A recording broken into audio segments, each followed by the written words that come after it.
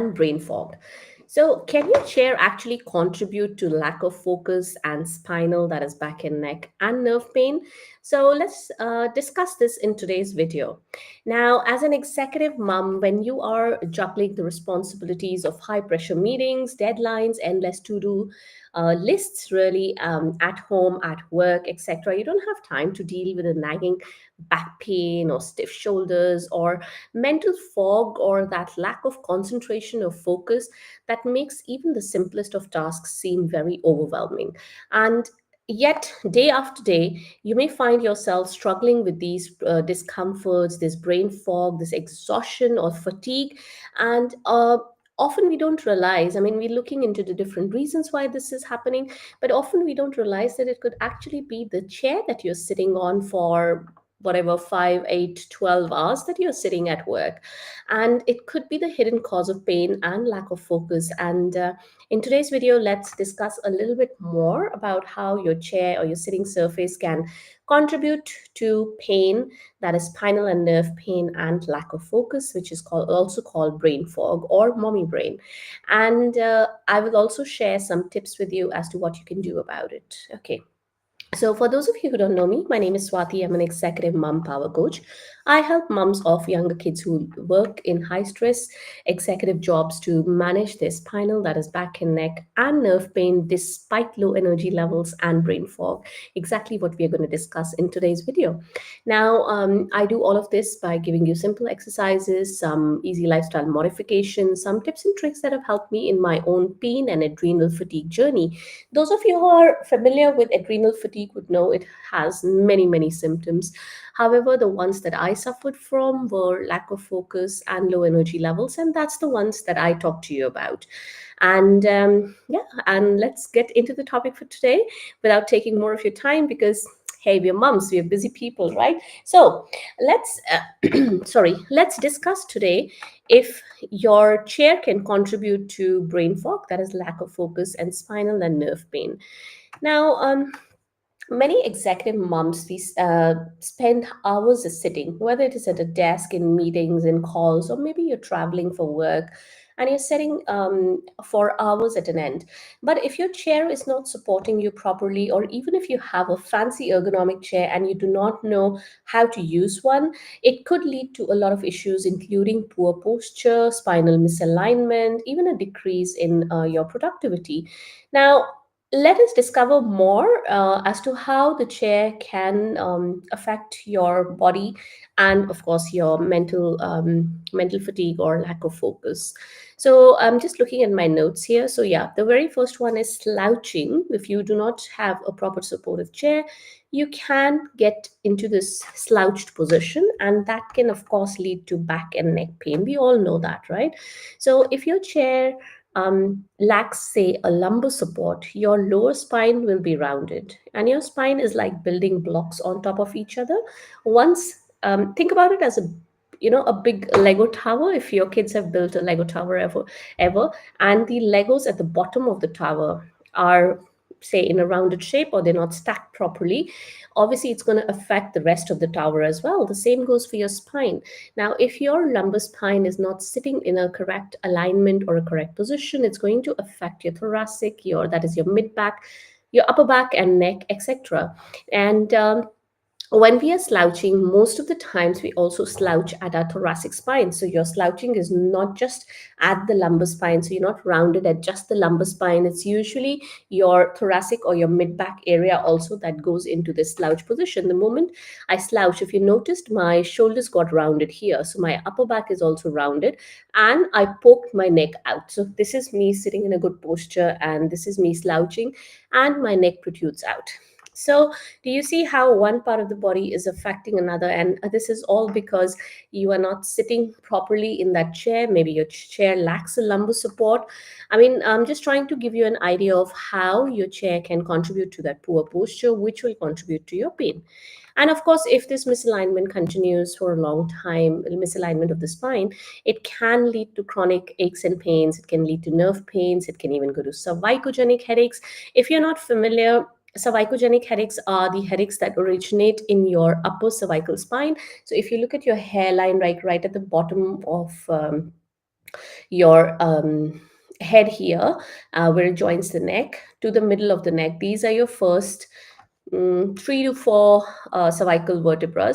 So in within this area between my two fingers here, this is your upper to mid cervical spine, and the nerves that exit the spine in this area, because there are nerves exiting at every level of the spine. The nerves that exit at this level from upper to mid cervical spine, these are the nerves that go and supply the back of your head, and they go up like this, and they can even supply like towards the side part of your head. So these can lead to nerve pains, which manifest as headaches, and because they originate in the cervical spine, they are known as cervicogenic headaches. Anyway, if you're interested in knowing more about nerve pains or cervicogenic headaches, you can have a look at my YouTube channel. I've done a number of videos on this. And if you can't find me on YouTube, you can just type my name, Swati Prakash Headaches, and the videos will pop up for you. All right, so moving on. Now, this thing that I'm going to talk about next, many people don't agree 100% on this. I understand where that comes from, but just hear me out on this. When you have a poor posture, right, it tends to very minimally, at a very minuscule level, it tends to restrict, rather it tends to hamper your blood flow. When I say it hampers your blood flow, it is not that the blood flow is being, or circulation is being blocked. It is just that it slows down, because think about a pipe that's like, suppose, I mean, this is of course a pencil, but think about the what if this was a pipe and water was flowing through it, right? It's got a direct flow.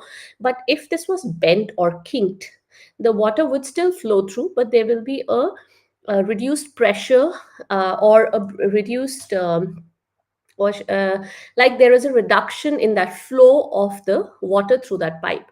Similarly, when you're in a poor posture, when you're sitting all slouched and slumped with a forward head posture like this, the blood is still flowing, but there is a sluggish, I would say a very minimal sluggishness in the blood flow in that area. Okay, so I have been asked this before, and I won't say that it cuts off your blood supply or impedes the blood supply or reduces the blood supply. No, it is just that there is not a free flow at a very minuscule microscopic level. But think about it this way: if this is happening day in and day out through the years, it will start to affect your body in some way. So let's see what that is. So obviously, if your blood flow is being reduced even at that minimal level, there is a reduction in the flow of oxygen in that blood. Now that can lead to lack of focus, fatigue, that sluggish feeling. uh, and when you're doing some complex tasks, or when you are managing a lot of things, and as moms we multitask a lot, so when you're doing all of that at work or at home, obviously the sluggishness and lack of focus does not help at all, right? So okay, another thing that happens is, if you do not have a proper chair or a proper support with the chair, is there tends to be an increase in the muscle tension or stiffness in the muscles. Now, there are specific areas that will show more tension or muscle tightnesses than the others.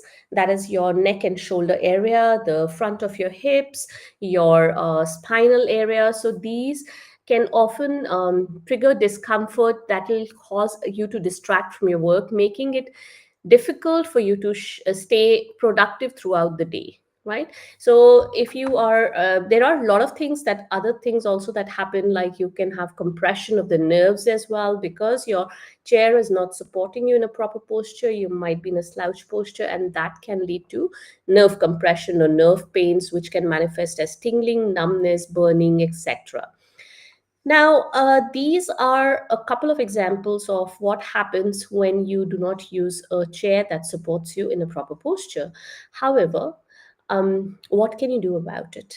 Now, of course, if you can invest in an ergonomic chair, and it has a lumbar support, and it has these, like I have this here. I have the head support, the lumbar support. You can't see it, but it's got very nice armrests as well. So of course, this is a chair that you could go out and buy, and I have a couple of other videos on ergonomic chairs and how to make the best use of your ergonomic chair. Just buying a chair does not mean it's going to support you. You need to customize the chair to your lumbar curve, to your height, to your arm span, etc. There's a lot of things that goes into it. I have written a blog on this topic of can your chair contribute to brain fog or spinal and nerve pain. I will leave I'll leave the link to that blog in the description of this video. If you're watching me on Instagram, the link will be in my bio. If you can't find it, just message me the words chair, brain fog, and spinal pain, and I will send it across to you. In that blog, I have a video on how can you make your non-ergonomic chair, that is your regular everyday chair, more comfortable or more ergonomically viable. That is ergonomics, basically it how you can make that chair more comfortable so that it supports you in a proper posture. So also that blog, I'm just looking at that blog right now.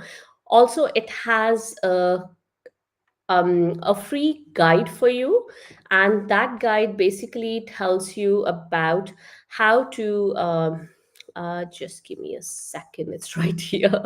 It is for your core, because one of the things that you can do is when you're sitting you can engage your core, because a strong core is something that will support your spine. It reduces the pressure on your back and neck, and of course it will keep you pain free for a longer period of time, because of which you can be more focused on your work. So I have a free guide on this, which is, I will just tell you the name of it. Yeah, so 10 easy desk based exercises to strengthen your core. So it is a checklist. Basically, it's got these 10 exercises that you can do while you're sitting at your desk. So you don't need to get up and go on a yoga mat or go stand up or anything. It can be done right at your desk, and it is designed for days especially when you don't have the time, or you have back to back meetings but you still want to do a bit of work for your core and your spine. And they're very discrete exercises. You can actually do them without letting everybody know that you're actually doing it, so they can be done at your desk, as I said. So another thing I wanted to talk about is take movement breaks. It seems very simple. However, when you take movement breaks, your spine gets a break from all that stresses that keep building up because of the poor postures, and then it gives you like a reset when you come back to your chair. So there are a couple other things you can do in order to uh, have better focus and less pain, apart from modifying your chair or getting an ergonomic chair. However, the video is getting too long here, so I will leave that in the blog and you can have a look at it there. Again, I will leave a link to that blog in the description of this video. Alrighty, if you have any questions, any comments for me, do let me know and I'll be happy to help you out. Alrighty, I'll see you guys next time. Bye for now.